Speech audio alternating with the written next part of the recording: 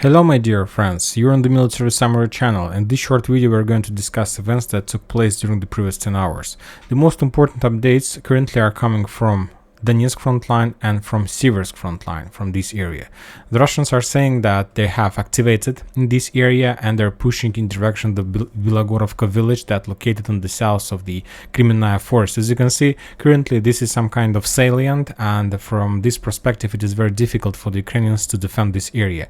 And I believe that sooner or later they will be forced to step back. But this is the only area that Ukrainians can use for securing their forces in forests. So I believe that during the next few days they will try to solve the issues with logistic, with defense, and after that they will be forced to step back, because as you can see the Russians are pushing from the north in direction of Seversky Donetsk river, and from the south in the vicinity of Zolotarivka and so on.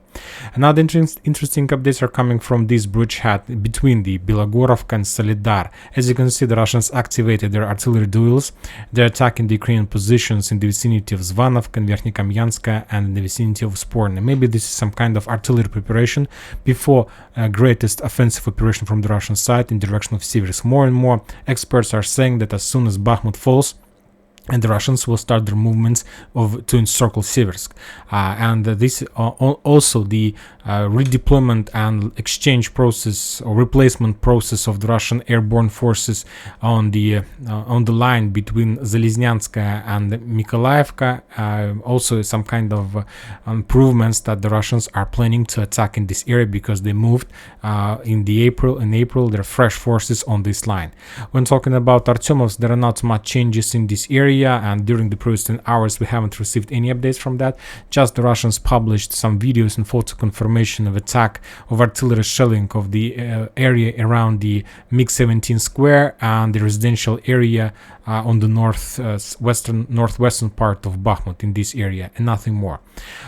Very interesting updates are coming from Avdiivka today. Recently the Russians, during the previous 10 hours, the Russians published another video of armored group attack in direction of Nivolska. So the Russians are located right in front of this area, and if we move back to the Western sources map, we can say that the distance between the Russian forces and the Ukrainians is less than 400 meters. So I believe that this is also primary target for the Russians, and I believe that within the next few days we're going to receive another update that this town is going to fall, and this will open the Russians operational square, and after that they will be able to complete the clashes in Pervomaisk and Netailova, and they will start storming of Krasnogorovka.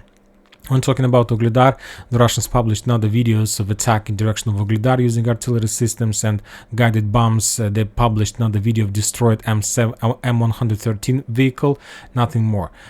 When talking about Zaporozhye, the Russians reported that during the previous few hours they destroyed another howitzer in this area, and this night, according to the local time, we got some updates and video confirmation about some explosions inside of Zaporozhye.